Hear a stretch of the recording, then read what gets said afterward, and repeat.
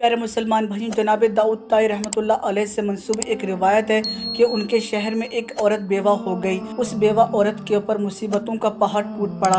हम सभी जानते हैं कि बेवा औरतों के साथ किस तरीके से समाज में पेश आया जाता है। यानी मेरे प्यारे मुसलमान भाइयों, शोहर के इंतकाल के बाद किस तरीके से माँ अपने बच्चों का गुजर बसर करती है, इस चीज़ का तो हम सभी को अंदाज़ा है। तो मैं आप सभी को बता दूँ, उसी तरीके से इस औरत के ऊपर मुसीबतों का पहाड़ टूट पड़ा। आप सभी को बताता चलूँ, बच्चों के साथ कुल जमा पूंजी जो थी वो 3 दिरहम थी। उस बेवा औरत ने हालात से मुकाबला करने की ठानी और वो जाकर बाजार से उन 3 दिरहम का ऊन लेकर आई। उस ऊन से उसने कुछ चीज़ें बनाई और बनाने के बाद बाजार में जाकर उन्हें फरोख्त कर दिया, यानी उन्हें बेच दिया। और बेचने के बाद उसके हाथ में कुल मिलाकर 5 दिरहम आया।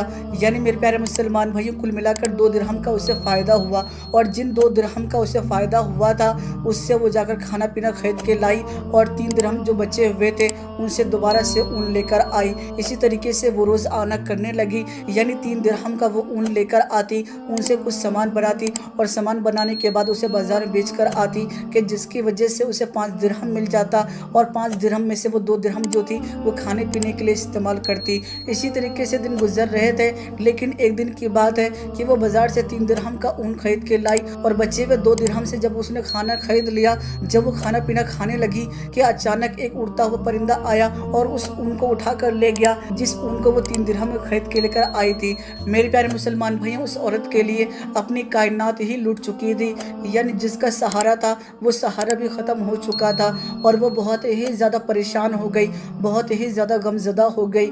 और फिर उसके बाद वो दूसरे दिन सीधा जनाब दाऊद ताई रहमतुल्लाह अलैह के घर पर पहुंची और उनको अपना सारा किस्सा सुनाया और एक सवाल पूछा और ये बात कही, क्या हमारा रब रहम दिल है या जालिम? मेरे प्यारे मुसलमान भाई, जनाब दाऊद ताई रहमतुल्लाह अलैह उस औरत के दर्द भरी कहानी सुनकर बहुत ही ज़्यादा परेशानी के आलम में आ गए और वो कोई जवाब देना ही चाहते थे कि दरवाजे पर दस्तक हुई और जाकर देखा तो दरवाजे के ऊपर 10 अजनबी शख्स जो थे वो खड़े हुए थे। और फिर उसके बाद जनाब दाऊद ताई रहमतुल्लाह अलैह ने उन लोगों से ये बात पूछी कि आपके यहाँ पर आने का क्या मकसद है, आपको मुझसे कौन सा काम आ गया? तो इस बात के ऊपर वो जो शख्स थे वो ये बात कहने लगे, हजरत हम समुंदर में सफ़र कर रहे थे कि हमारी कश्ती के अंदर, हमारी नाव के अंदर एक सुराख हो गया। पानी जो था वो बहुत तेज़ी के साथ भर रहा था और हमें हमारी मौत जो थी वो बिल्कुल साफ नज़र आने लगी थी।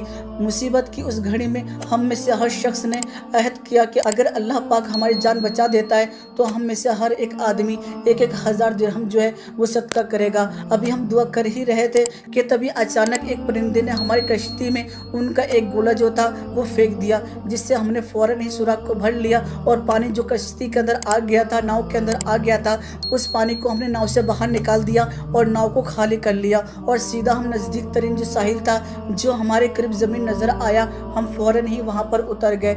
हम क्योंकि यहाँ पर अजनबी हैं, यहाँ के बारे में हम कुछ भी नहीं जानते हैं, इसीलिए हमने किसी मोतबर आदमी का नाम पूछा तो लोगों ने हमें सीधा आपके पास पहुँचा दिया।